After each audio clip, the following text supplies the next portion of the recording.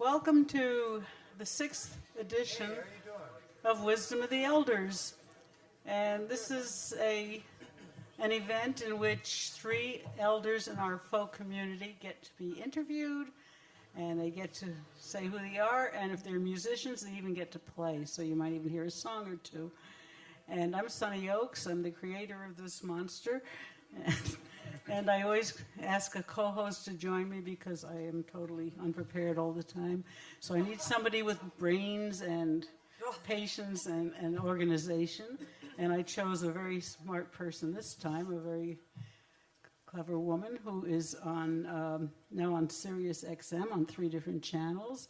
She has a lot of experience in the music world, particularly in the radio world.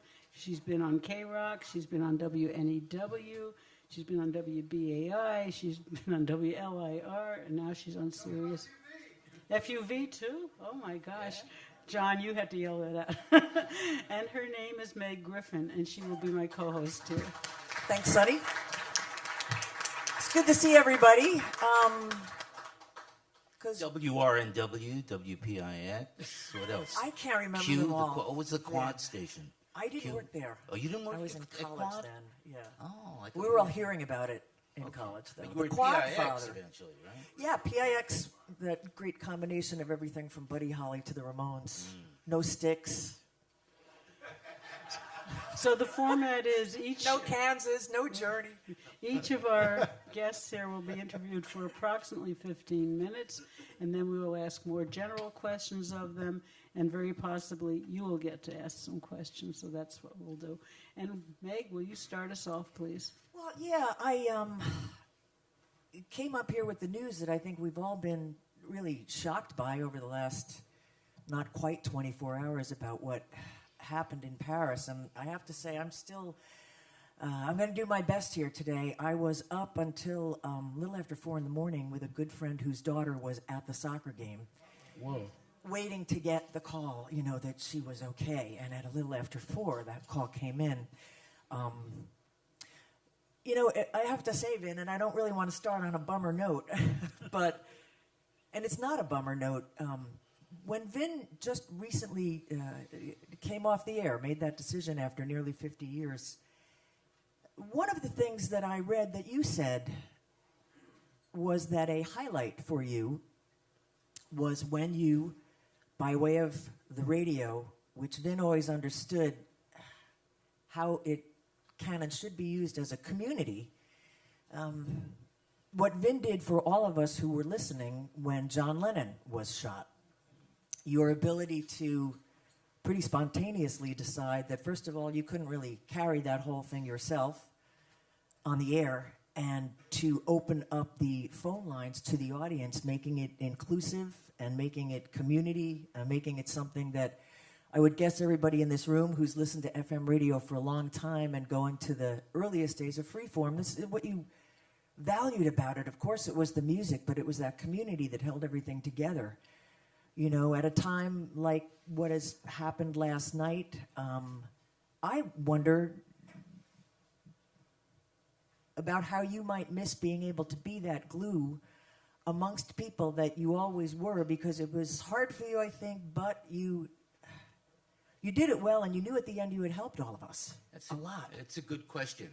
When you say that I think of the night John Lennon died as a highlight, it wasn't, personally, it was like a terrible, hard, sad thing to do, as it was for the audience, but it was a highlight for radio in general, that kind of communal radio, in that people used the medium without any rule books, without any guidebooks, without any official sanction. People, meaning the people at the radio station and the listeners, just did what came naturally to them. Now, that was at WNEW-FM, which was a major commercial radio station in New York. So to dispense with commercials was already a pretty radical thing, and that was because we had a great program director, the late Scott Muni, who, when I got in touch with him and told him what was happening, said immediately, stop commercials, which was already my instinct, but I needed him to give me that permission. And then it turned out that the staff of WNEW-FM was that night at a Christmas party, the annual Christmas concert. So they all wound up coming back to the station just the way we all wind up coming home when something terrible happens in our family. You know, we all want to gather around the kitchen table or the living room sofa or whatever and just be together. And what wound up happening that night was an on-air wake for John Lennon. That's when we opened the phones, because the phones, it's a funny story, actually, if there can be a funny story about this night.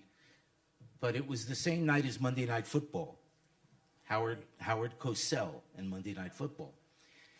And when you work at a radio station like WNEW-FM in those days, there were contests sometimes. You know, be the 10th caller, be the 20th caller, win tickets to the Rolling Stones concert, whatever it was. And the phones would never really light up like all 12 of the lines. I'm talking about a standard bank of lines on a black telephone. They would never really all light up unless you were doing a concert. And so it was like 10 after 10 or whatever the time it was. And I noticed, I looked down and I saw all the lines were red. And I was like, oh my God, what? I'm not doing, I know what I'm doing, and I know I'm not doing a... And I picked one up. And the guy said, Howard Cosell just said. Howard Cosell. And the next one, Cosell just said.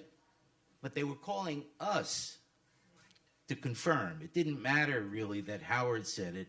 Their radio station had to be the one to confirm it. And, you know, I thought that was a remarkable thing. And within the hour, of course, he had died, and we got that word. And when the desk assistant, who later went on to become Mr. Marty in New York radio, Marty Martinez, when he brought me the first bulletin that said that they announced that he had died, I said, give me confirmation. I want 3 from 3 separate sources before I even went on the air with that. I didn't want to, you know, I didn't want to go on the air with that. So I think that was a glorious day for our kind of radio and for our community, that we came together and comforted one another like that and expressed our outrage and our anger and our sadness. And what would my reaction be to an event such as what happened in France last night? Yes, of course, shock and anger and dismay and all of those things, but I'm glad that I'm not on the air. I'm sure. Yeah, I mean, that's part of the reason why I stopped doing radio, was that I didn't want to be that person anymore. Bearer of that news. Yeah, it's a bearer of bad news, and also the one to have to keep a sane head in the midst of it all, and still remember that we're doing radio and how to, you know, balance that act with the act of being a human being. Because in the past few years, we talk about the elders, Sonny. One of the reasons, as I understand it, why you started this particular event was because we were beginning to lose a lot of the older people in this community. And you wanted to grab hold of them while you still had them. And by the way, after this, there's going to be actually a guessing game as to which 3 of us are, in fact, the elders here. We'll have our medical charts available. Oh, that's true. You got, yeah, see, that's the difference, the internet. But in the past few years, yeah, it got to be like every time I turned around to do a radio show, someone else in the music world or in some associated field had died, and it became like doing an obituary on the air, because I've always felt it was necessary to acknowledge those people. And it got to be, the whole show was that, and I wasn't enjoying that, even though I knew I had to do it. This past week, the news of the passing of Alan Toussaint, and I got that right before I was going on to do a 6-hour show on the Loft, and you do want to make the whole show about it, and still work with these rules that we have about how many songs you can play per hour, written by who, and you know, you get through it, but I wanted to tell you that there were a couple of people who popped up right away on the Loft Facebook page saying, you know, it's a time like this when I miss Scelsa. And I was thinking, yeah, and That's as nice. you just said, compliment that is, you did a lot and maybe enough of that, huh? Yeah, I think Yeah. so. That's, Never enough for most of us who listen to Vin, though, right? Thank you. Thank you. You mentioned Scotso before, and you also share something with Sonny that both of you worked at FMU. You in the way beginning, where I think one time I heard you describe it as kind of a club, and if people showed up, it went on the air, and if they didn't, it didn't, and that you were the program director. And Yeah, that, I managed to finagle a title so I could get paid $40. oh, you got paid. Yeah, $40. Wow, I a just got month? into it for the a week free or a month. I season. forget. A week. $40 a week. Yeah, Yeah. to be program director. But Which meant saying you do a show, you do a show, you do a show, and you do a show, and that was Right. how I program directed. I But- directed people. It's $10 a show. I think at that time, and maybe still to this day, a lot of us made friends and relationships through seeing what was in our buddies' record collections. You bonded with certain people because of that, and you had said that you believed as a program director that you hire somebody because you think they know what to do, and then you leave them alone, which was much the way it was with Scott Muni and any of the great freeform stations. I wondered, because I started to work with you at NEWFM some years after you had been there, and one day, after it had been freeform for a long time, a stranger came in, and we all knew that he was there for some reason, but we didn't know exactly what was happening. We were called into a meeting to be told that we were going to be formatted now, and how much better this was going to be. And Consultant. sings in rotation, and Vin, I got really nervous because Vin stood up. We were in a conference room at NEWFM, and Vin stood up very politely and excused himself, saying he had to go call Freddie, My your wife. consultant.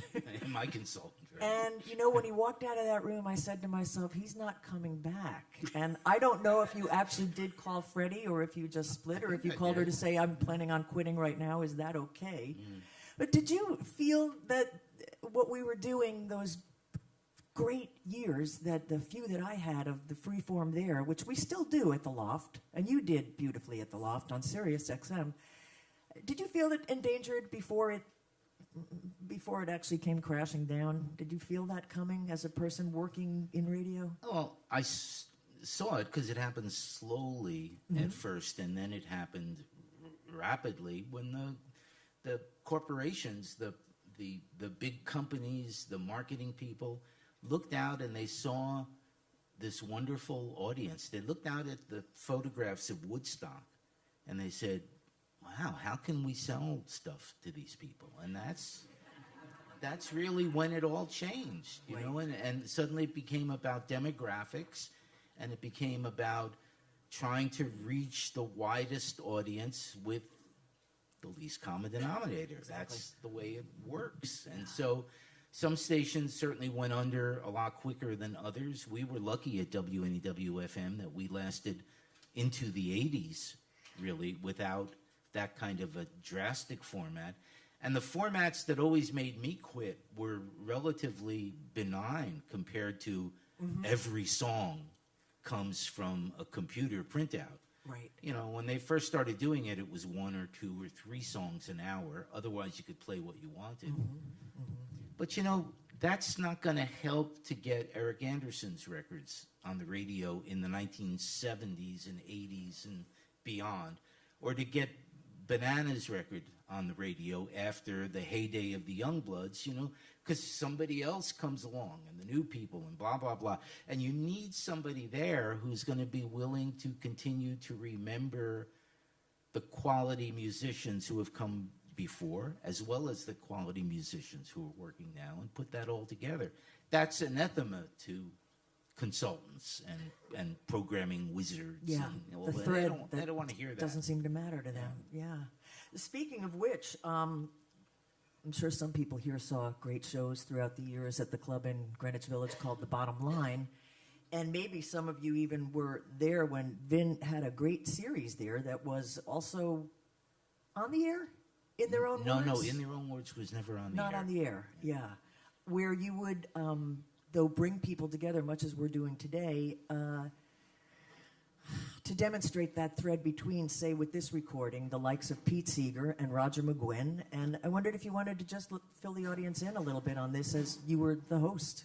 Oh, yeah, well, the bottom line, In Their Own Words recordings, as well as a lot of recordings that were made at the bottom line, are being resurrected by Alan Pepper, the man who ran that club and co-owned that club for many, many years in New York. And so he's got new distributorship, and they are slowly releasing a lot of recordings of live albums at the bottom line. And some of the In Their Own Words recordings are, there were 2 volumes that came out like 20 years ago, and they've been reissued, and they have a wide variety of artists talking about the music as well as playing the music, with a little bit of my nudging them along the way and asking them questions. It was all very spontaneous.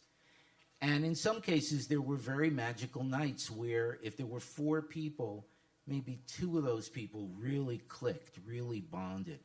And on one night, Roger McGuinn and Pete Seeger were on the bill. This was in the early 90s sometime. They had never worked together before, which amazed me, that they had never really even actually officially met. Roger stood online when he was a teenager at a Pete Seeger concert and got an autograph. But that was it. So the Byrds recorded Turn, Turn, Turn and put Pete Seeger's kids and nephews and nieces through college, and they had never met until that night. And it was like, oh, so you're Roger. Nice to meet you. So what they decided to do was just to take the words and songs that the 2 of them performed, even though there were other people on stage that night, and just make it a kind of a 2-man show. Yeah. They're also working on one now that is Lou Reed and Chris Christopherson, on which Chris reveals that he's not only a huge Lou Reed fan and knows the words to every song, but feels like he has to play harmonica in every break.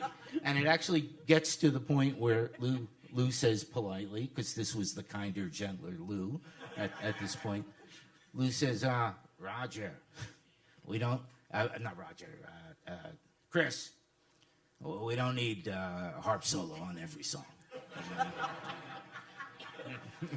You gotta hope that's made it to the recording. So look for those. They're all on. It's not my company or anything. It's Alan Pepper's deal, but it's. But if you're over there, you recognize this old logo, and you can find it online. And there's quite a variety of, and I see so many people in this room who I have seen on that stage there at the bottom line, like Cliff Eberhardt. Growing up in Jersey, as Vin, you did, you had thoughts of joining the Marist Brothers, and there was, I guess, at least one fork in the road that took you in another direction from that. I'm guessing that, especially considering the time period, music had a lot to do with that. And I wondered if you would talk to us a little bit about your earliest folk influences. Well, first it was girls, and that's, that goes without saying. I mean, I was in school to become a Marist brother, which is a religious brother. Teachers, they do take a vow of chastity, poverty, obedience, all that. So I was in high school, and I came home one summer, and suddenly my hormones were raging, and I discovered girls. But the odd thing was that I was, as so many people in the 60s, I was in kind of a cultural conflict with my parents about things. And my mother especially was very afraid that I was going to go off and become a hippie, drug addict, leftist, communist, whatever. She didn't know. She didn't understand what was going on. But for that first Christmas after I came back home, leaving the novitiate, she gave me as Christmas presents Joan Baez, the Volume 1 Vanguard recording. She gave me that and she gave me the Smothers Brothers, Curb Your Tongue, Knave. Way to go, Mom. And and I never looked back. I mean, I learned everything that there was to know from those two recordings. And then I wound up going to Vogel's record store on Broad Street in Elizabeth and buying my first Phil Oakes album. Oh, good. Sonny. And the family would go on Sunday rides, and I'd be sitting in the back of the car singing, as was my wont to do ever since I was a little kid. I would sing Broadway show songs in the back of the car with my sister. But after I got turned on to Phil Oakes, I'd sit in the back of the car and sing, I'm just a typical American boy from a typical American town. Okay, that is the perfect lead-in to go over to Eric Andersen, because I don't know of anybody who had more of a friendship with Phil. And Eric, I know when you came to New York, he was one of the first people you met. And could you talk a little bit about that? Well, yeah. I got to say that I must say, first of all, hello everyone. It's nice to be here. I've never been to one of these before, but I have enjoyed, and noticed and enjoyed the trend of people with more respect for their elders. Thank you. And one of the things about being an elder, I think, is just it's nice just to be quiet and listen to other people. Well, now open your mouth and talk about Phil. And when you first came to New York, how did you meet him, and what went on from there? Yeah, I just want to ask you something. What happened to that girl? Did I miss something? You said you waited for a phone call about the girl in the soccer. What happened? With what happened in Paris last night, a very good friend of You mine's said you were daughter. waiting for a call to see what happened to the girl. We got the call at 4:15 in the morning that she was okay. Okay. All this time I've been like, I thought I'd what happened to the girl? she's Oh, she's okay. she's all right. Big sigh of relief. She's one that's all right. Yeah, I got friends that live in the 9th arrondissement. This was in the 10th and 11th. It's Pigalle, They got the greatest music shop in that area, great old vintage Gibson guitars and Martins, and incredible street. They're like Denmark Street in London. It sounded like a place that Fantastic. was like, where young, hip folks went to hang on a beautiful night, whether for dinner, music. Yeah, I mean, it's something. Yeah. I mean, the World War III is underway. Okay, Eric, let's go back on. Phil Oakes. Sonny, Back to my brother. See, that's the first symptom of being an elder. I thought elders had rights. You could say what you wanted. We had this with the previous elder, so we're used to Not here. Okay, so this is Eric Andersen. He was born in Pittsburgh. He grew up in near Buffalo, and then he ended up, at one point, he started a group called, in Boston area called, he was a part of a group, the Cradlers? Was that your group? You and another guy? The Faders? Cradlers. You don't even remember it. Wow. I don't Hey, remember. you're going to have to read your own I biography. don't remember what I had for breakfast. I mean, And then he ended up going out to San Francisco, where he ran into Tom Paxton, and Tom Paxton said, hey, Eric, you got to come to New York. He came to New York, and he met Phil. it's coming back to Phil. Hint, hint. Well, Phil was kind of like an older brother type, and he took me around the village. I'm just getting over this laryngitis thing. You have to excuse me. I couldn't even spell laryngitis. Does it have a Y in it? Laryngitis. So, yeah, Phil took me around, and I met Tim Hardin and Fred Neal and Bob. Tom Paxton I knew from the West Coast. And he just was, I was just following him around. He was saying, here's this one, here's that one. I think I met Pete Seeger. And it was fantastic, he was like my personal guide. It was wonderful, And he took you up to Broadside? Yeah, he took me up to Broadside. And from what I understand, you I actually... met, yeah, Gordon and Gordon Freeson and Sis Cunningham, and I think he introduced me to Bob Shelton of the New York Times. So I met a lot of Milton Oken, I think, people like that. So it was really, I mean, it was good. I was in Germany I was staying with a friend in Germany about 10 years ago, and I was listening to Phil's, at this house. It was like a basement with a beautiful, great bedroom, and you know, the Germans are really friendly. They bring you trays full of big beers and stuff. And they leave it there for you at night in case you get lonely.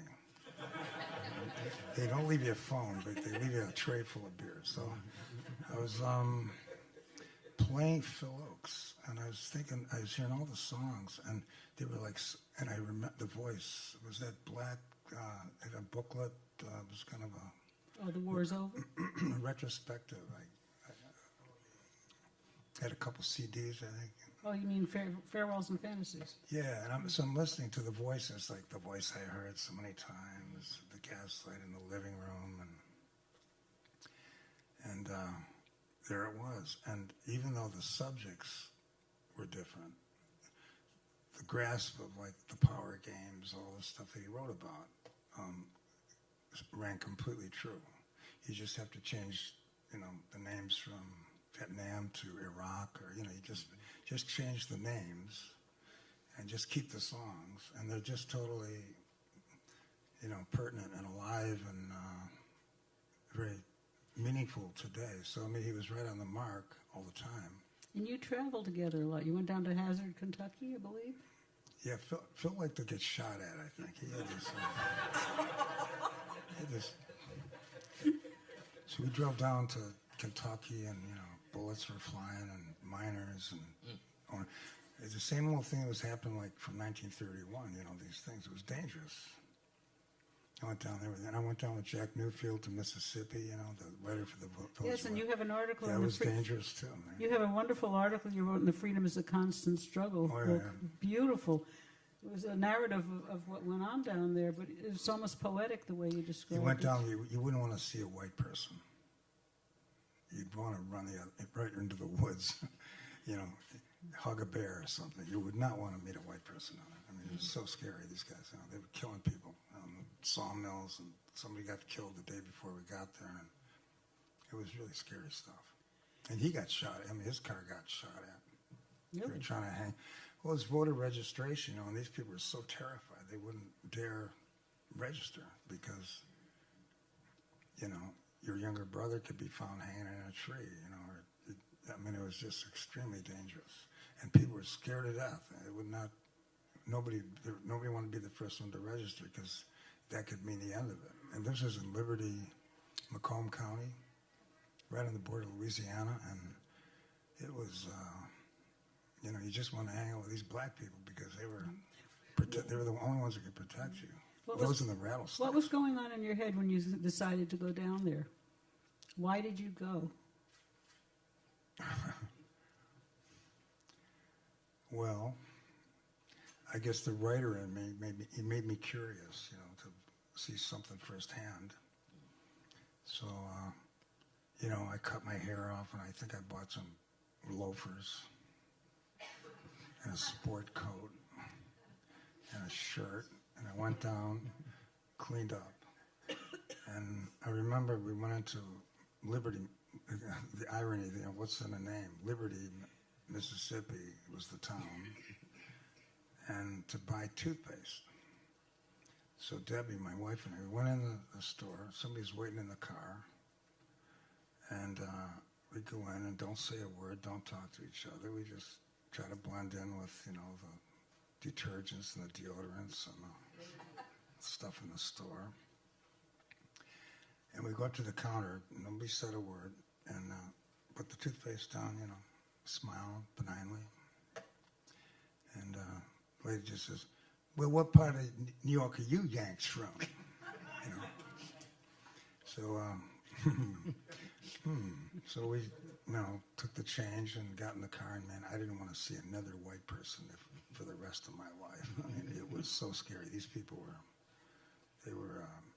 out for blood. I want to change the subject here. I'm sorry. Was that the No, question? that was beautiful. You did very well, Eric. Yes. You passed that test. We want to talk about it, your recordings. Your first recording, which I bought new way back when, Today is the Highway, was absolutely magnificent.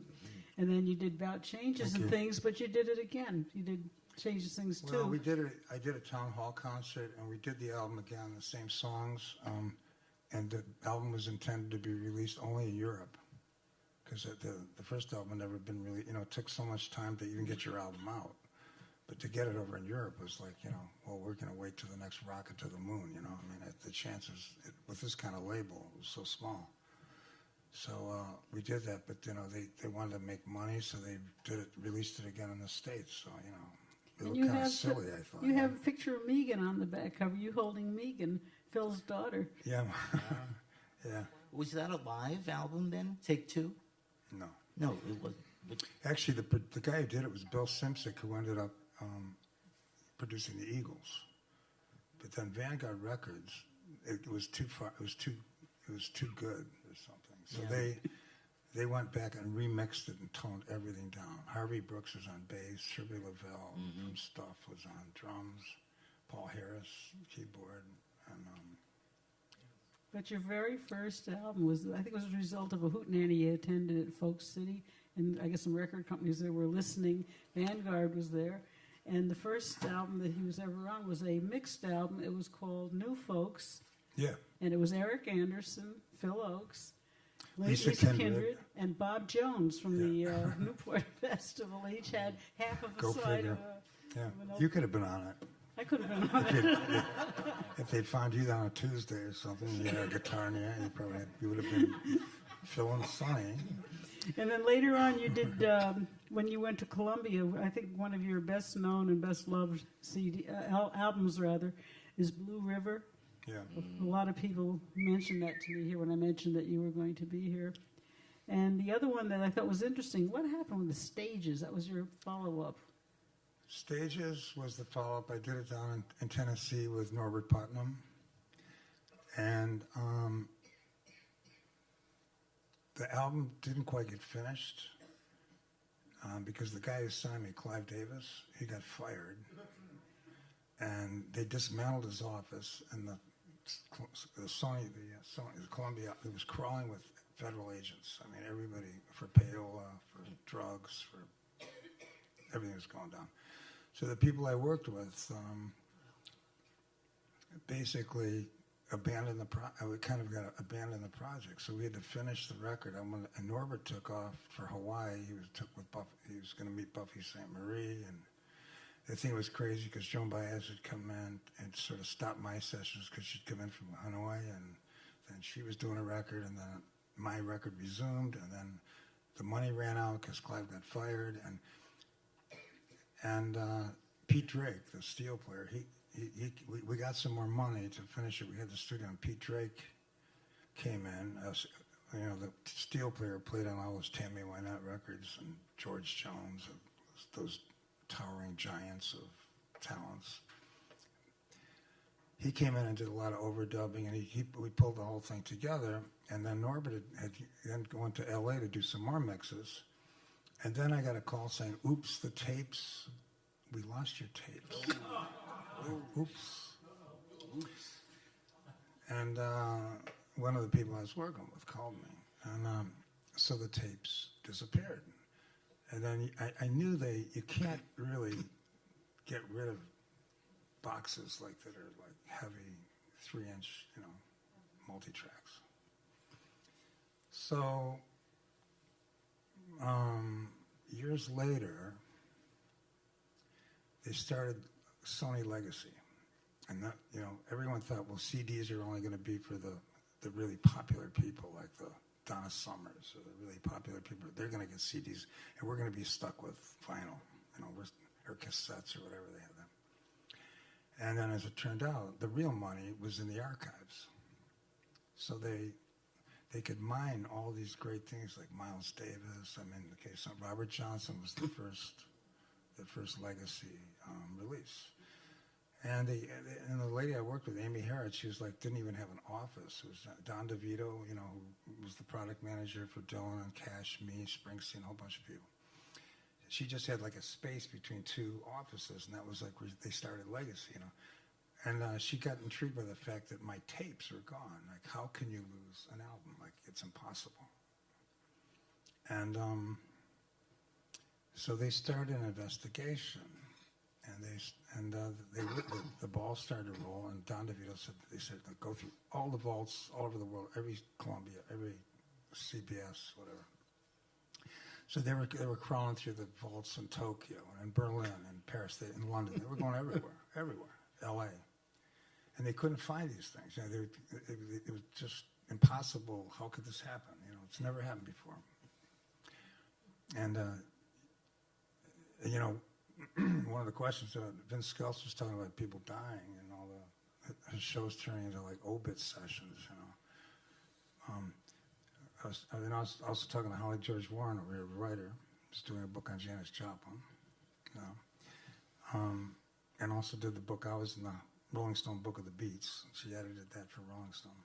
But we were talking about Janis and, you know, all these people who died, like Rick Danko, a friend of mine, Lou Reed, these people, close friends. And Townes Van Zandt. I mean, you know, another one we didn't even talk about. And you think, well, why do these people die? Where do they go? What's going on? But the real question is not that, is why are we still here? So leading that into the Sony story, I get one night, Amy Harrod calls me and said, you know, they found the tapes. And I said, really? Where? And they'd been sneaked up in a truck from Nashville and thrown on the floor of the vaults in Columbia Records on 53rd, 4th Street. Where, you know, trying to get in these vaults were like as difficult as trying to sneak your wedding ring into Chase Manhattan Bank. I mean, get out again and not get caught. Not taking anything out, trying to put something back. And the things were just thrown all over the floor. They had no registration. Nobody signed in. Nothing. It was just in the middle of the night. They were just thrown on the floor. And the guy who found them was carrying like a stack of heavy multi-tracks, like up to his chin. It's hard to believe. He's walking and trips over the tapes, falls down, breaks his back, and he becomes an invalid. And he's like on disability. I mean, the next day he was out. And the tapes got found. We took them down to Nashville. Norbert Putnam mixed some more stuff. And, you know, it came out 13 years later, but it got reviewed like a new album. The Rolling Stone gave it like 4 stars or something. I mean, even though it was like 13 years old, but it finally did come out. So I'm saying if you live long enough, you can be on this panel. Well, while you're still alive, you have to play us a song to end your segment so we can go on to Banana. Would you please honor us with one song? Okay. All right. What would you like to hear, Sonny? You know what I'd like to hear. Power and Glory. Well, actually, one of your own, if you would. The one that Phil had something to do with this. Hey, by the way, Townes Van Zandt, I read, and do I just have a minute here? I read in your little bio on Folk Alliance thing that you were a road manager for Townes Van Zandt. How long did that last? Well, I was with him for about... Road manager for Townes Van Zandt. I mean, it sounds more glorious than it was, certainly. How long did it last? That's all I want to know. Well, it was a limited run, 2 months. 10 minutes? 2 months. January and February Really? of 1970, driving through the upper Midwest on something called the College Coffee House Circuit. Is that right? Somebody remember that? Yeah. And my job basically was to make sure that he didn't drink, because he had come off a bad bout of hepatitis, and the doctors had said, if you abuse any more alcohol, you're going to get seriously ill and probably kill yourself. And he didn't want to die. Why did you take Mother Teresa? She quit. She did that job for 2 months. And you know what? One of the things that saved us, Eric, was that was during the very early days of Sesame Street, which had just gone on the air. And every afternoon, Townes and I would meet in his motel room to watch Sesame Street. We'd smoke a joint, and we'd watch, the alphabet go by, and then I'd drive him over to the coffee house. Did you to do learn the show. anything? I still know my ABCs. Let me ask you. Did you? Who hired you? Who hired you? For Kevin this? Eggers, Poppy Records. Kevin Eggers. Yeah. Well, man. It was the beginning of a. It was through that I finally met you. Me and Towns came did your show a couple times. Yeah, that's right. And I don't think it worked. Well, eventually he killed himself. Well, he didn't kill himself. Yeah. Towns But I kept him alive that winter. Towns was beautiful. A song by Eric Andersen. He'd stay with me in New York, and I'd stay with him in Austin or Nashville, and he'd come up with like a little suitcase off the Greyhound or the plane. It was like a suitcase, like a brown suitcase, with Janina's wife, like one iron shirt, with kind of a pale yellow shirt with a little country western motif, very subtle, and a couple pairs of socks, some underwear, and a bottle of vodka. And he had a sport coat where he wore on the plane, and his trench coat, and that was it. And just that he traveled light, in a spirited way. Anyway, so this thing we just play. Just play. This is the guitar mic. This is the guitar.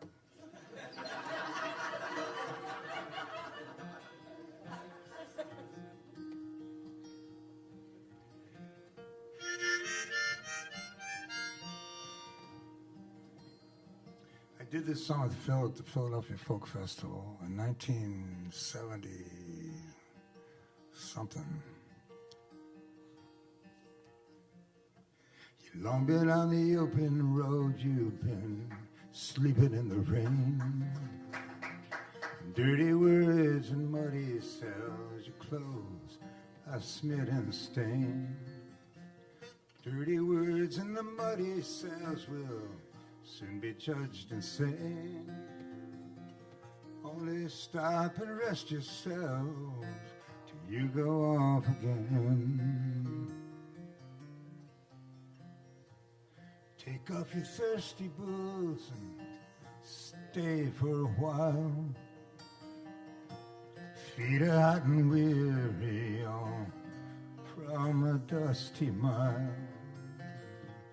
Maybe I can make you laugh, maybe I can try. I'm looking for the evening and the morning in your eyes.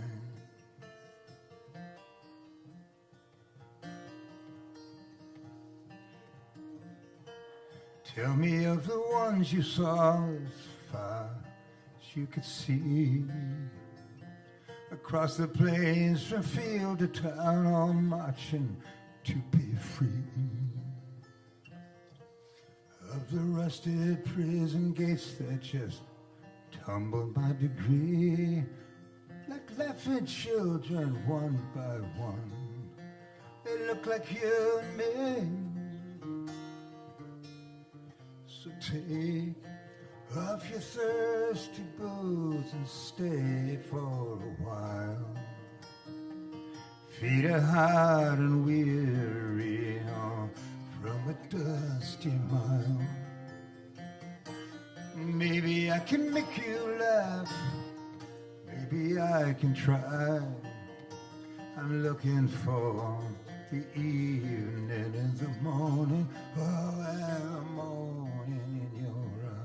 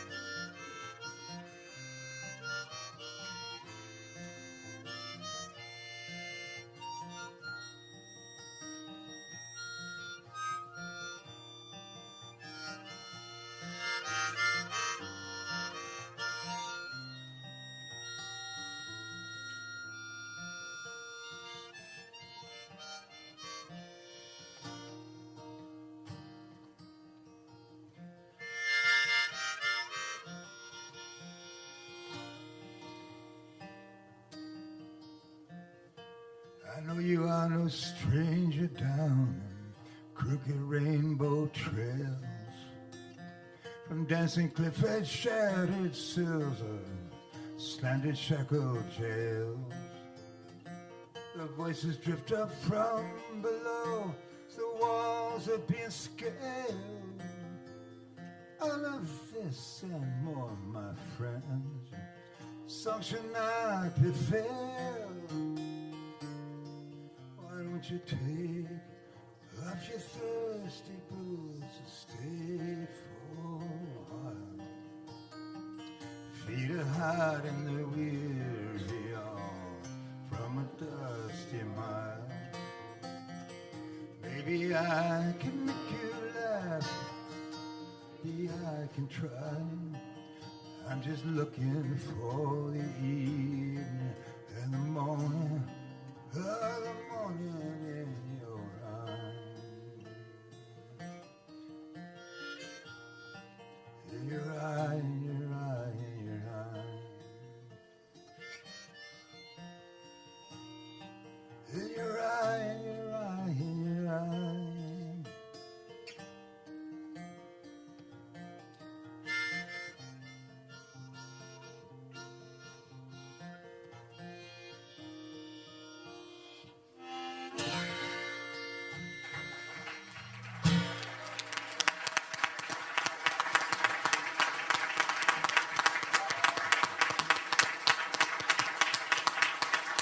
You know, it's funny.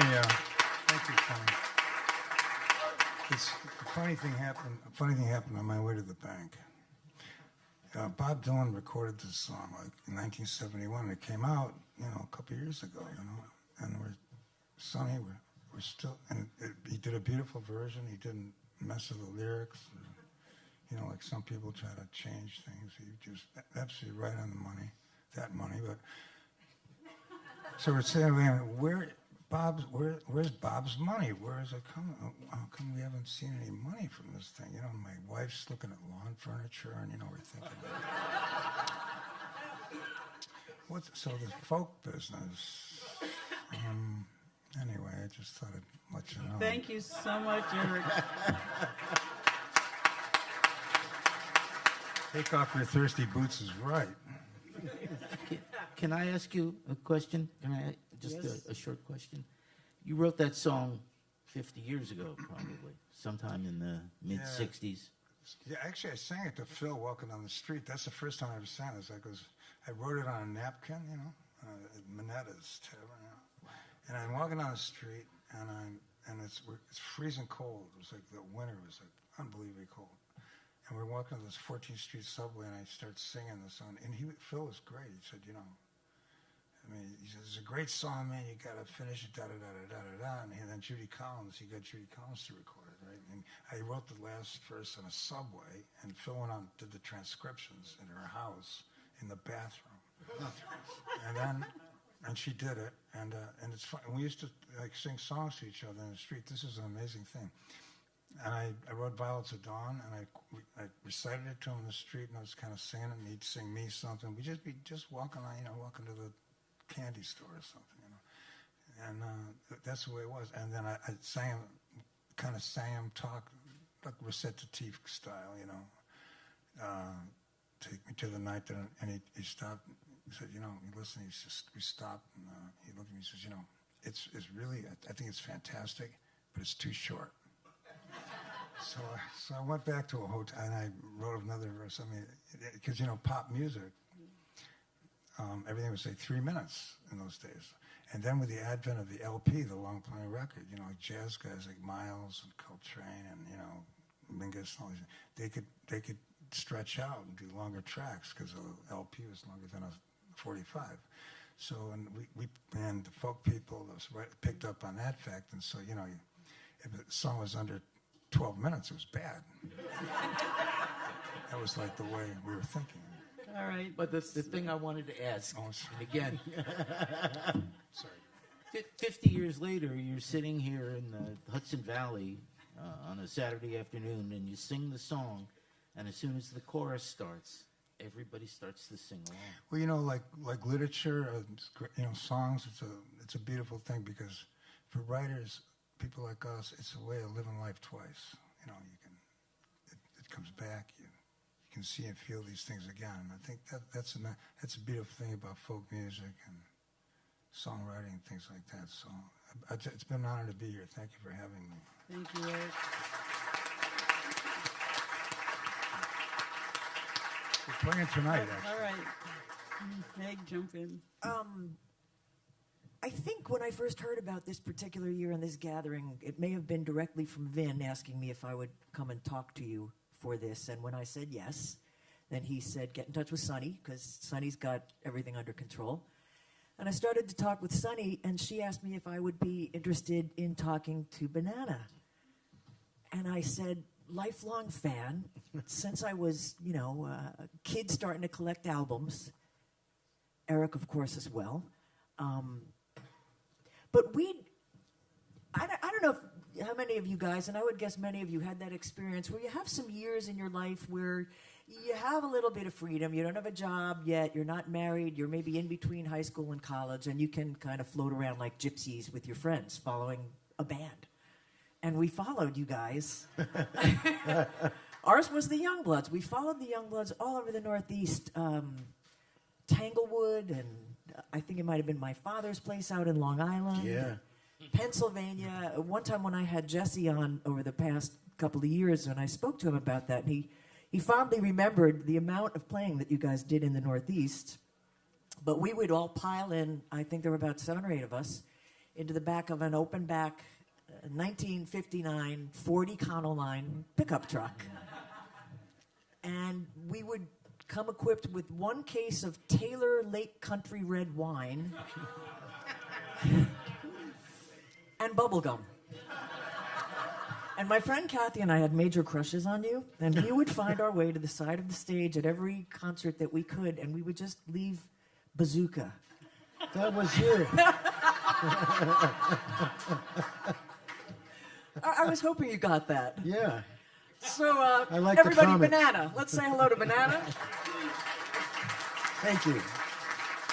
Lowell Levinger. And if you're not aware, there is this wonderful new collection for those of us who love him and who love the Youngbloods and their songs, of a kind of reimagining of a lot of our favorite Youngbloods tunes, from Grizzly Bear and Darkness, Darkness, Hippie from Olima. I always wanted to ask, did you ever get a response personally from Merle? No, but we sure did from his lawyers. You did. Yeah. Merle's was Hokey from Muskogee, which I'm sure you all know, and then Hippie from Olima was just such a wonderful, loving, happy tune. And what did the lawyers have to say?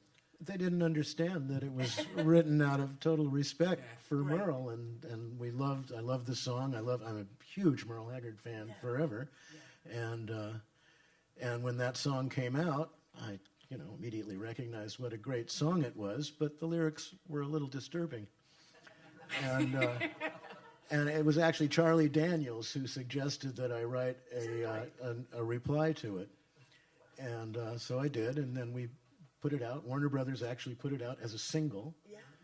And then we heard from Merle's lawyers, who said basically cease and desist. And so they had all the singles came back. They're very rare now if you have one. It's a great collector's item. I have one. I got it on eBay.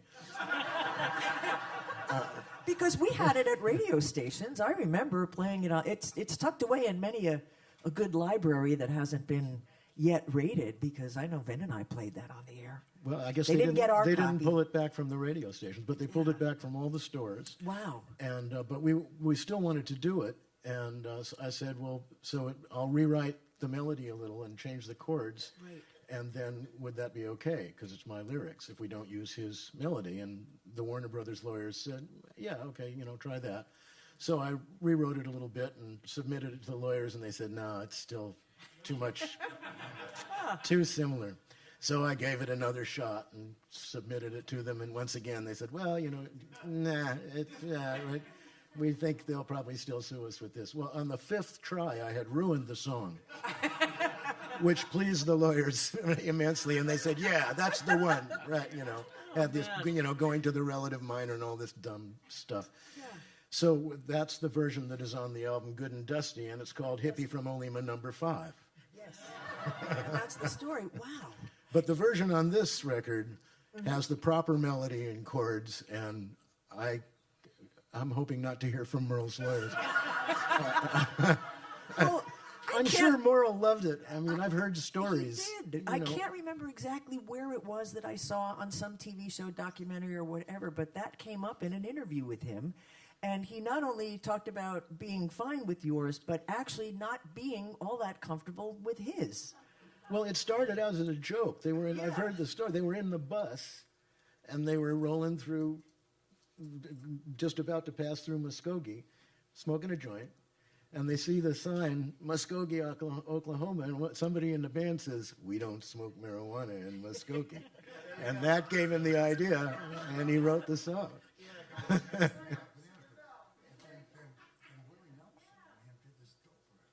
Right, just now, Willie Nelson did a dope record. Right. With Merle, absolutely, yeah, right. You know. So I guess I'm vindicated.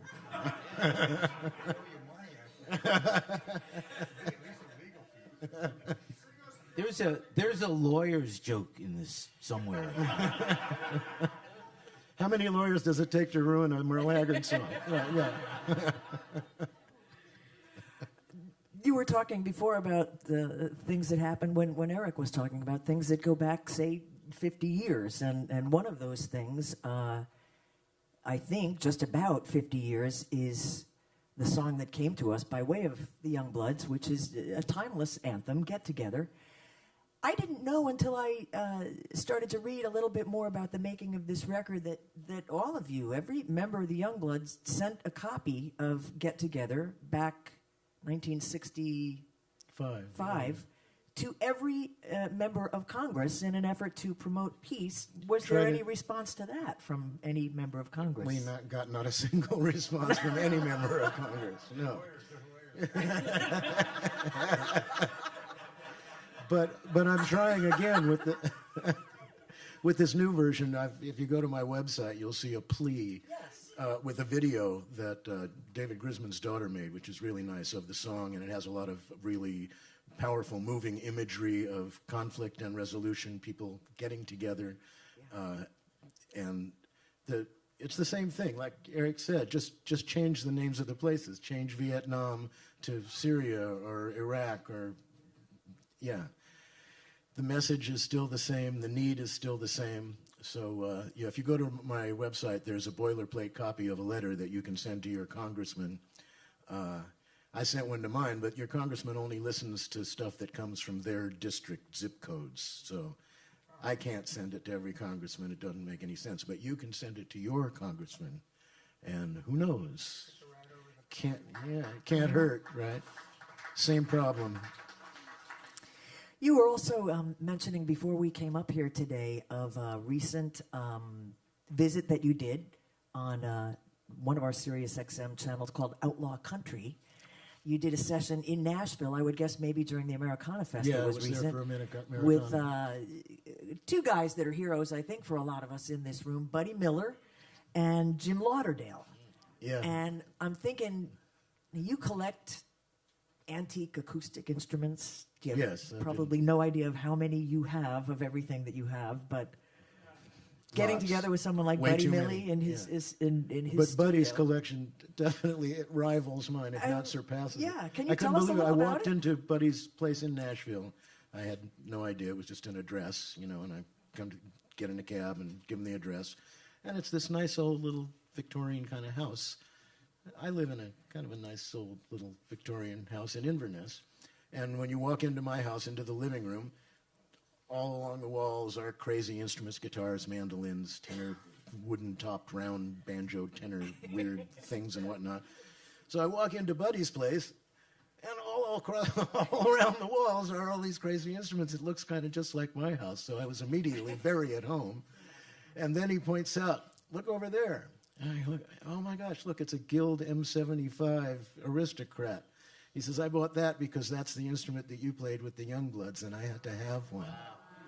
Oh my God, I melted. I couldn't believe it. He's got, great taste. Obviously, Obviously. yes. In the 60s, Boston College great music scene happening at that time? Boston University. I'm not Catholic. Oh, okay. Okay, be you. And that the time period of Banana and the Bunch when you were doing a lot of bluegrass? Yeah, Banana and the Bunch. When I dropped out of Boston University, it was to form Banana and the Bunch, bluegrass, old-time music with appeal. Yes. Love that. And actually, it does say Boston College in some recent information. That's where, you say Sonny said it does before, you've got to Wikipedia read your say- own bio and make sure it's Wikipedia accurate. probably says Boston College. Yeah. Right. But a little deeper digging into that, there was a suggestion that you had a moment one time, the first time that you ever heard Flat and Scruggs. That was when I was in boarding school in Monterey, and I had all through my youth and educational career, I had deportment problems, and thus I wound up in this private school, sort of like a prison, where I also had deportment problems, and I was thrown out after my junior year, but there was one English teacher, Sybil Fernley, who was about 80 years old. She was British. And of all the she was the only one who stood up for me and thought that they should actually let me come back for my senior year. All the other teachers said, no, please don't let him back. But through Sybil Fernley's support of me and probably a large donation from my father, they allowed me to come back for my senior year. But they put me in the apartment of the senior dorm that was right next to the dorm master's apartment so that they would be able to keep an eye on me. Well, the dorm master was this new hire, fresh out of Harvard, who was a total folk addict. He was in love with Joan Baez. He had all the records and everything. And I was currently at the time playing banjo, but I had learned to play banjo from How to Play the Five-String Banjo by Pete Seeger. And I wanted to play like Pete Seeger. And so this guy, David Litton, said, I have some records back home in Boston that I think you'd really like. It's banjo music. And I said, well, I'm not into Dixieland. I'm sorry. I didn't know any better. I'm into it now. But he said, no, it's not Dixieland. It's this group. It's called Lester Flat and Oil Scruggs. I said, Lester Flat and Oil Scruggs. It sounds like a Second Avenue Broadway comedy shtick or something. I'd say, I'm not interested. Don't bother. He said, no, I think you'd like it. I said, listen, I don't like, Jewish comedy shtick. I don't like Dixieland. Don't bother. So he brought him out. I put Foggy Mountain Jamboree on the turntable, and in 10 seconds, my whole life had changed. I only had one goal in life, and that was to learn to play like Earl. I did it. That's the kind of moment that I think everybody here has had. I know I have. There's just certain things that you hear for the first time, and a lot of them are things that go back years in our experience, but that memory of where and when it strikes you like lightning is that 10 vivid. seconds is just so clear in my Yeah. mind. It's just like, oh my God. I wonder too, How does he do that? maybe even it was before that in Oakland, early 50s, KWBR, a Yeah. race station, Yeah, later became KDIA. which, if they say Latin is to language, I would say that these stations were to people that love music. That's just that door that you go through that as a kid, if you're getting turned on to Lightnin' Hopkins and Jimmy Reed and John Lee Hooker and Chuck Berry, did you get to see them at that point, or were you too young and just hearing it on the radio? I was too young to actually see them, but at that time they would come through. There were these resorts on the Russian River, which is in Sonoma County near Santa Rosa, where I was brought up. And I always, besides having deportment problems, I always tended to hang out with kids who were much older than me, and they drove. Yeah. So they would drive to the Russian River to see these shows of Chuck Berry and Little Richard and Fats Domino and B.B. King and Little Willie John and all these, my idols who I'd been listening to since I was 9. I was now probably 12. And so we would go to the river, and I would just stand out back outside the stage door and get to hear the shows. I never got to see them, but I got to hear them all live. And that was, again, really memorable, huge memories for me and huge influences for me. We would do that at, you remember the Schaefer concerts at Central Park? And even if you couldn't get in close enough, Central Park is filled with lots of high rocks and whatever, and you would just, if you could just get within earshot of this thing that was you knew it was going to change your life. You didn't know exactly how, but it was that great turning point for music lovers. Do you recall your first guitar? Yeah, it was a Stella. Barely playable. Not playable at all, actually. It was just horrible.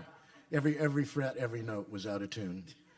And We had a silver tone in our house. action was, like that. And then I got a Gibson J50, which I also hated. I really never got a guitar that I really liked until I got my first real old Martin. Nice. Would You can't beat an old Martin. would you be interested in playing a tune for us here today? Certainly. Let's hear it for Banana.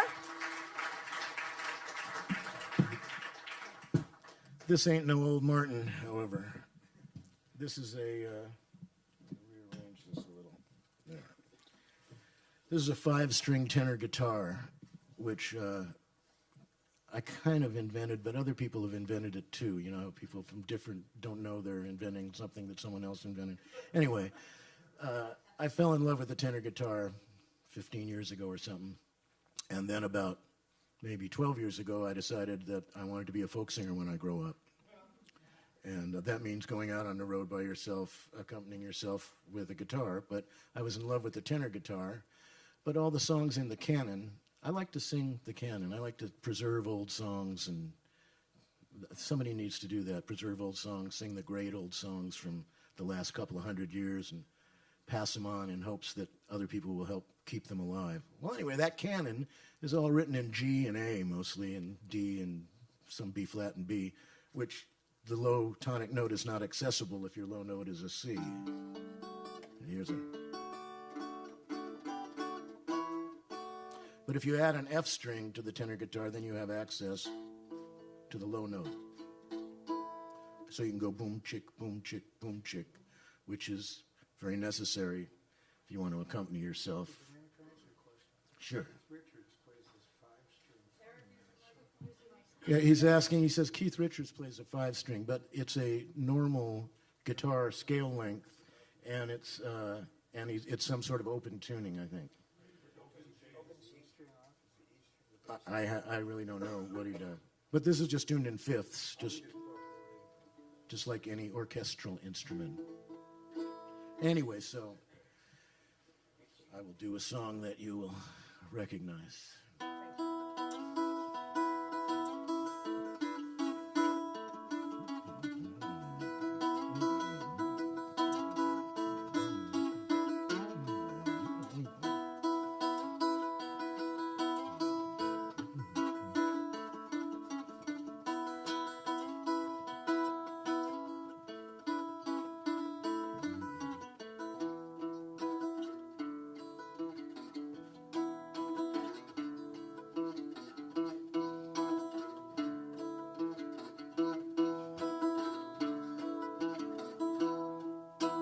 Love is but a song we sing.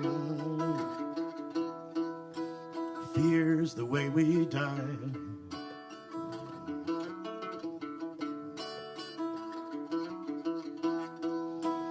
We can make the mountains ring, or make the angels cry.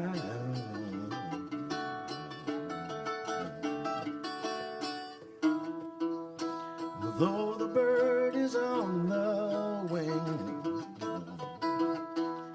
and we may not know why.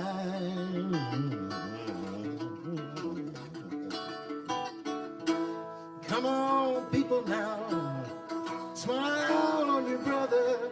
Everybody get together, try to love one another right now. Sounds mighty sweet. Well, some may come and some may go, but we will surely pass.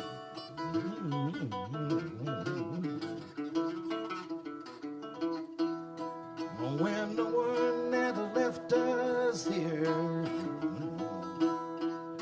returns for us at last,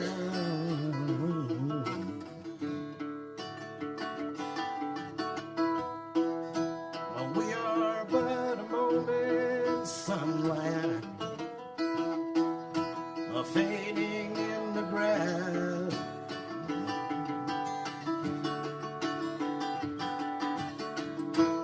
Come on, people now, smile on your brother. Everybody get together, try to love one another right now.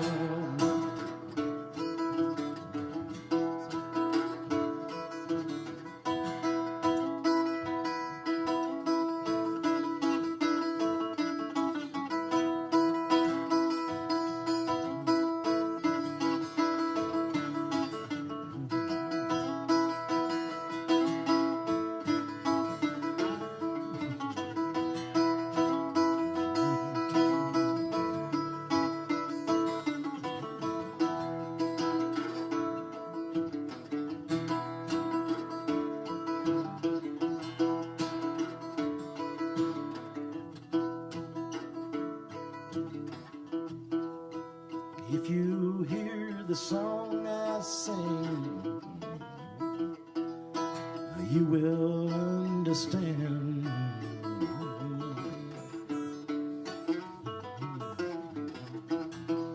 We hold the key to love and peace, all in our trembling hand.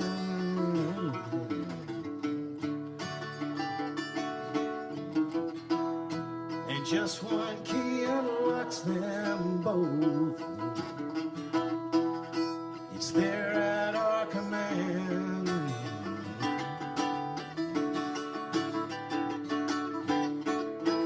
Come on, people now, smile on your brother. Everybody get together, try to love one another right now.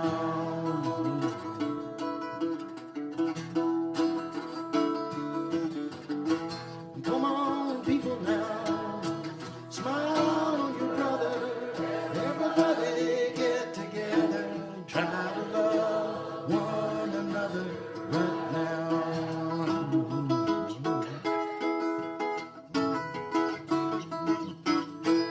Come on, people now, smile on your brother. Everybody get together, try to love one another right now. Right now. Right now.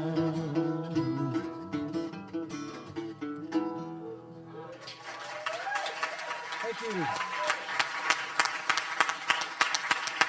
Thank you. Great song. You know, that's fantastic.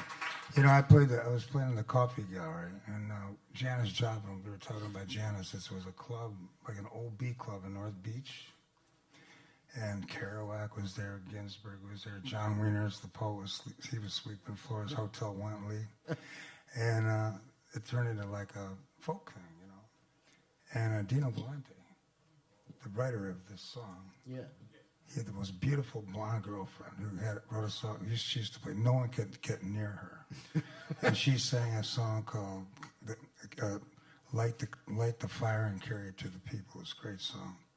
Dino was dealing dope, I know, and he was singing when he wanted to. He was like the king of this place, and he walked around with a Bowie knife strapped to his leg, singing this song. And I mean, Yes. I thought you'd be interested. A massive contradiction. 1963.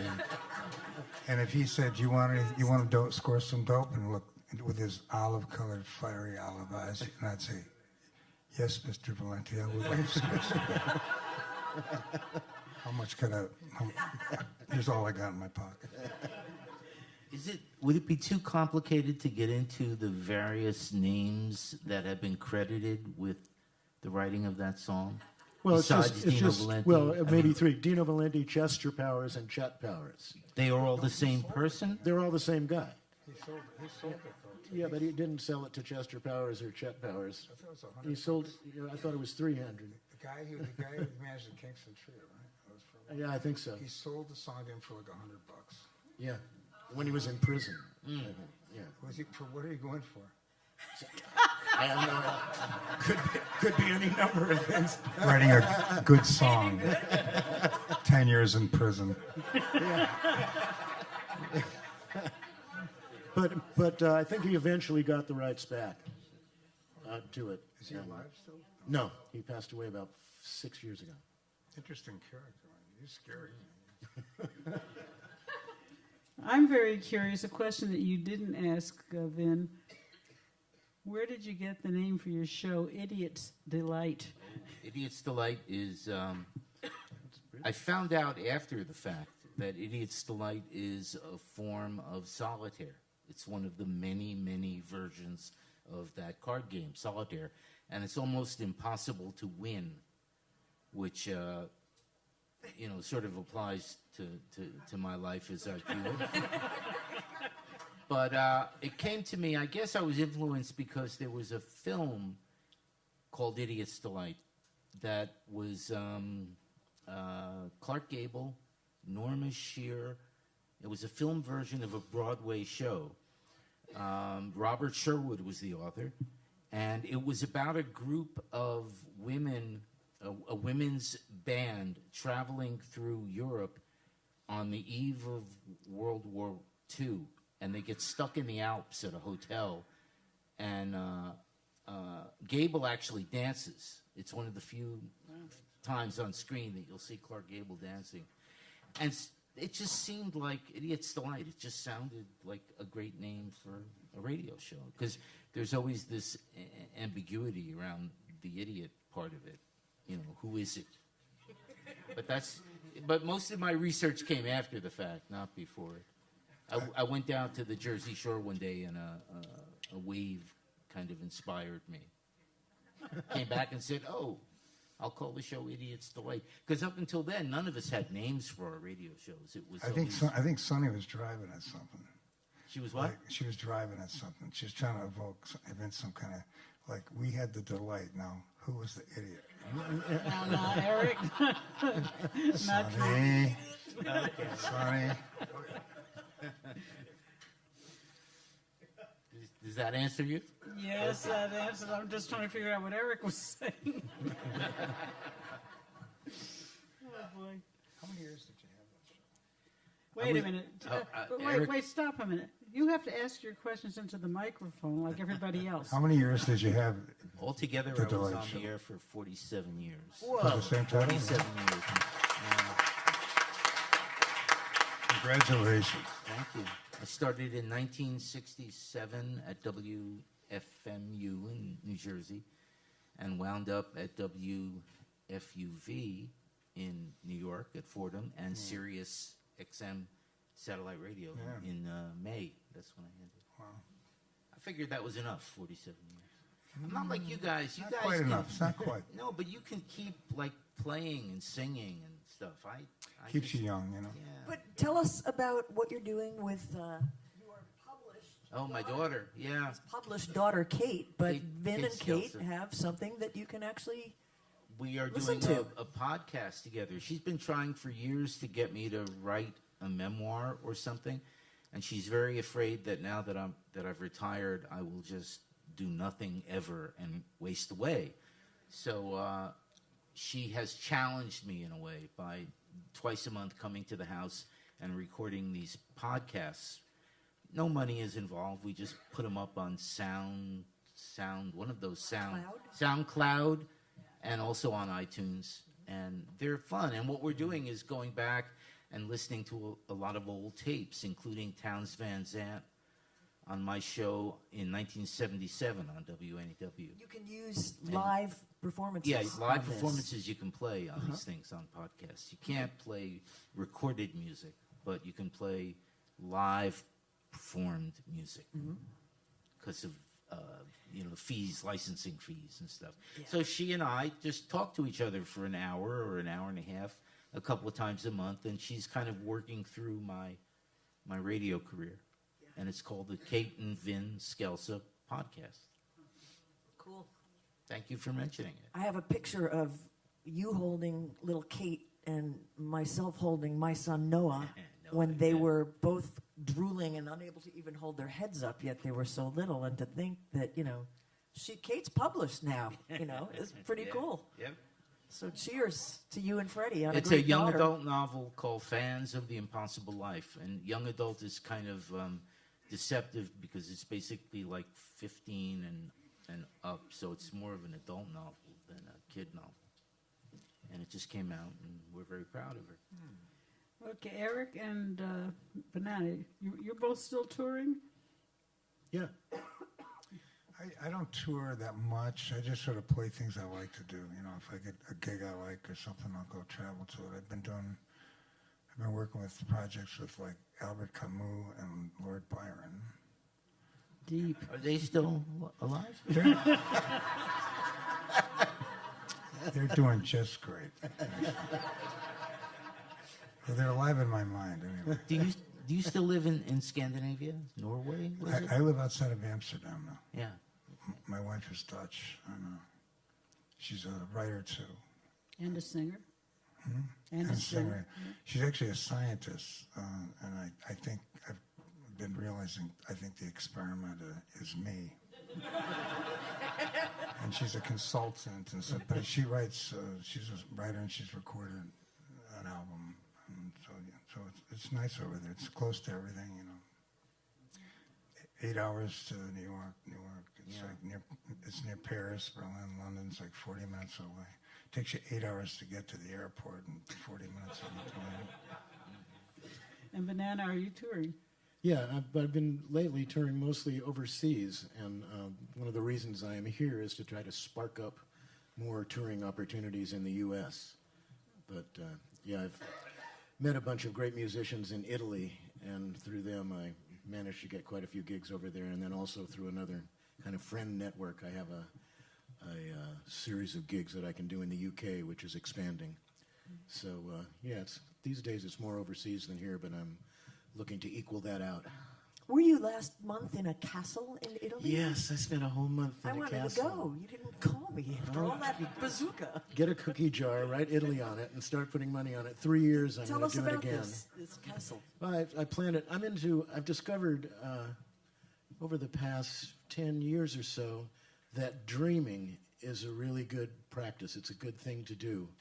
And if you just start dreaming something, pretty, conscientiously dreaming, that there's a good chance, and then you have to kind of act on it as well, to actually do things to further that dream.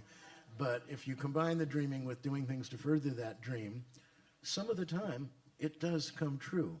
And this Italy thing is one example. Another great example is the grand chorus on the recording of Get Together on this new CD. I started dreaming about a year in advance. Wouldn't it be cool to have a bunch of my old friends that I've been friends with in the music business, that I've been friends with for years, to kind of call in the chips and get them all together to sing as a beautiful, grand, angelic chorus on the choruses of Get Together. And so I started sounding all these people about a year in advance, trying to get it together, to get them all in the same place, this little studio up on top of the Inverness Ridge at the same time. And I pulled it off. I've got Maria Muldaur and Dan Hicks and Dave Grisman's whole family and Peter Rowan and David Nelson and a few other people. Yeah. Stamfield wasn't in the grand chorus, but he's on the record. But anyway, they all, of course I had to feed them and everything at my house first, and then taxi them up to the studio, but it worked. And they sound like a chorus of angels on this record. It's wonderful.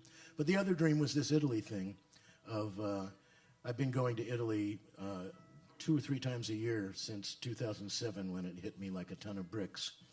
And so I decided, wouldn't it be cool to get a place, a villa or a casa or a castello or something, and have a bunch of friends come stay for a month and have all my musicians' friends come over and visit me and stay for a few days each and maybe do gigs together while we're there. And that was a 3-year dream, and I pulled it off in this last October and had a bunch of great friends come over. We did some really cool gigs at this castle. It's also a winery. The same family has owned the castle. The castle was built in 900, but the same family has owned it and been making wine there since 1450. Wow. And they've gotten really good at it. It's really good wine. It's in Lower Piemonte. It's near the Ligurian border. It's about an hour from Genova, north of Genova. It's a little town called Tagliolo Monferrato, which is near a slightly bigger town called Ovada. And Eric, you went over to Europe in the mid-'80s, and you've stayed there ever since, right? Well, I've been back and forth a lot. I mean, I've kept places in New York a lot of the years. But you're mainly European-based at this point. Well, yeah, I am. But you know, Sonny, everything is so homogenized. Everything's so much the same. Like if you go to Amsterdam, faraway places, or Nashville, or Moscow, or Tokyo, everyone's wearing Nikes and reading the same books and seeing the same movies, listening to the same music. It's like there's no differences anymore. It's hard to. You don't even know where you are half the time. Maybe that's good. But it almost doesn't matter. When was the last time you saw Banana? I think I saw on stage at the Cafe Go-Go or something. Yeah, that'd be 65. What happened? What happened? I don't know what happened. I just turned out like this. Meg, what do you think? What happened to us? I think great continued music happened. This is your fifth solo, right? Your fifth album beyond the Youngbloods. Yeah. Right. Yeah, I think Youngbloods, that's 6 or 7. That's an auspicious name for a group. Keep it that way. Yeah, it's got vigor. I don't understand Not why as they young, never, but more blood, maybe. They should have had us do a Geritol commercial. Well, at least it's not diapers. But, No, it is diapers. Get Together was used on a Love's diaper commercial. So you started off backwards. I'm dreading the Depends commercial. And Vin, have you ever interviewed either of these guys on your show? Eric referenced the fact that he was on the show several times over the years, with Towns most of those times. I did a thing with Greg Allman. Did you? We came in and we were trying to. Danko had a show, and Greg Allman and me were going to do it with him. And we came in and we did a Rush radio thing. We ran in, talked to you for about a half hour, and then we ran to another radio station, and then we went. It was at the Lone Star. And then when I was working with Rick Danko and Jonas Schell, it was at the Lone Star. And then we got there, and we met Rick. And Rick didn't play, and it ended up being Greg and me having to do the whole show. And Rick just, where's Rick? And at the end, he went and collected the money. He couldn't make it up. But he was a great guy, Greg Allman. He told me he lived with Sherry. You know, he lived in this big mansion and had all this paparazzi around him, and everyone like waiting for him to come out. And they lived in this huge house. You know, they had this huge house, lawns, and they had to sneak out to the deli and come in because of all these, him and Cher. And they ended up living like in the corner of the house, like a little tiny kitchen, a tiny room with a couch. All the lights were off. Nobody used the house. They were just sitting like eating like takeout and like watching TV. And they never like went, this tiny little corner in there, this mansion. I mean, that's sick. He's a great singer, though. Greg Allman's one of the greatest white singers in the world. His book is good, too. I don't know if you've read it, but his memoir called My Cross to Bear came out about 2 years ago. Really? And there's share chapters. Did you read it? Yeah. And then I had him on for about 2 hours on the radio. Well, tell us about that. Well, first of all, I think it's an interesting title, My Cross to Bear. Did he sing on the air live? No, he did not. It's an amazing singer. We played stuff, recorded stuff, and we had a studio audience, and everybody got to ask him questions. How's he doing? This is about 2 years ago. He was good, a little weak, but good. He's been through some health things, and it wasn't the easiest thing for him to do 2 hours on the air, but he did. He was really generous to his fans. We were in this hotel on Central Park West when this thing with Rick came, and it was Greg had this sort of suite, and Rick and I were kind of hanging out there, and we went up. We had done the show, went back, hung out the next day, and Greg couldn't leave the room because he couldn't pay the bill. And his wife and his mother, who I think she was Hasidic from Northern Africa, and his wife were down in the lobby waiting for him. I mean, it was divorce. I mean, it was really, all hell was breaking loose. And they refused to pay the bill.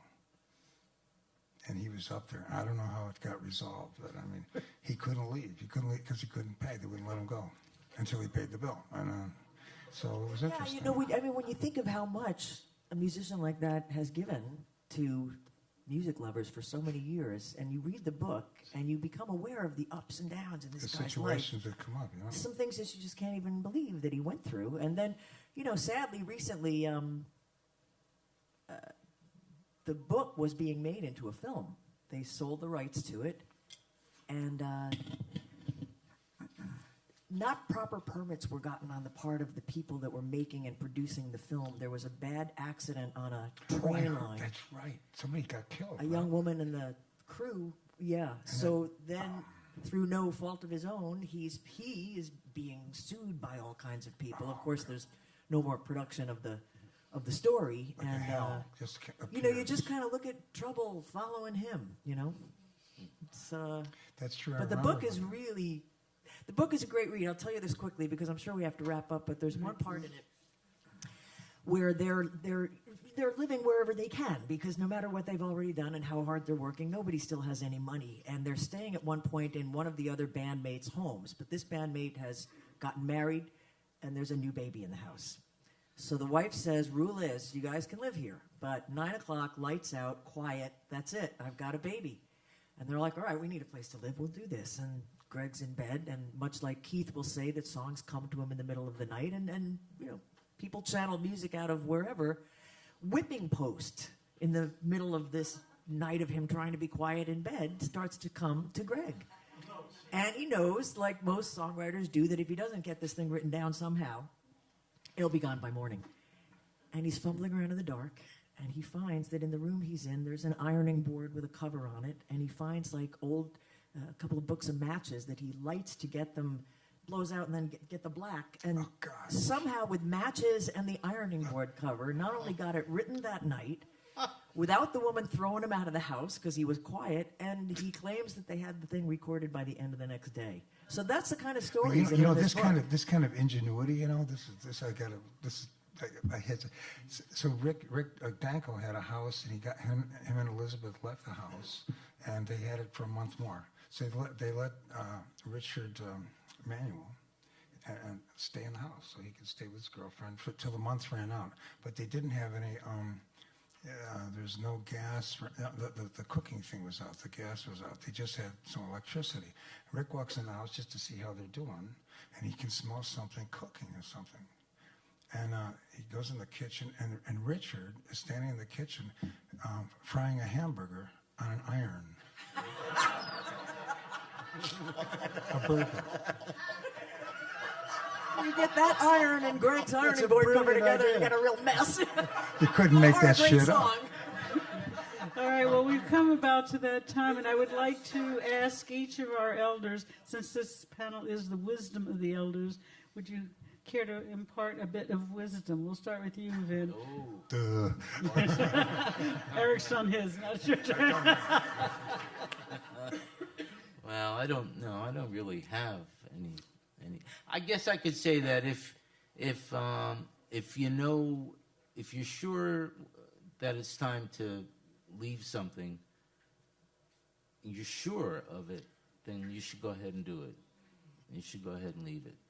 If you know that you'll be happier somewhere else, doing something else, but Okay, you try- gotta be sure. Try again, Eric. Thank you, son. We love each other. I think with me, try to have fun. Like when you do things, when you have projects, try to have fun. Relax a little bit, have fun, and do things you like, and follow your heart. Do what your heart tells you to do, and Banana. have fun. Yeah, I mean, we're all on the same thing here. But what's important is when you wake up in the morning and you look to the day that is ahead, is it going to be fun? Is it going to be a day where you leave something worthwhile in the path that is left after that day? And is it going to be enjoyable? If it's not, you got to find a way to make it so that it will be. Listen to your heart. I just want to mention one other little thing. We have a gentleman in the audience who's going to be celebrating his 85th birthday tomorrow. He was on the first Wisdom of the Elders panel that we did here back in 2010 it was.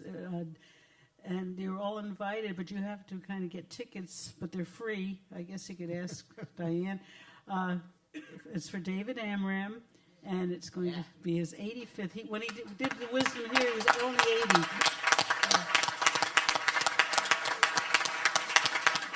Well, stand up, David. There he is.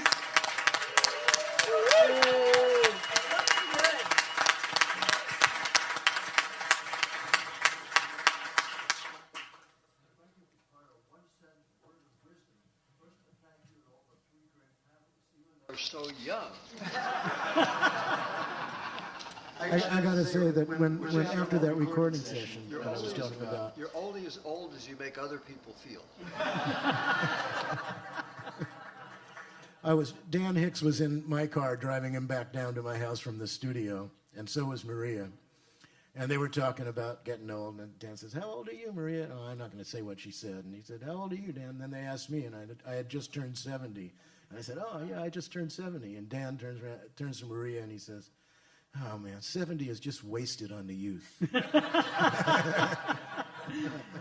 And so, fond farewell to Vin Scelsa, Thank you. Thank you, Fanny.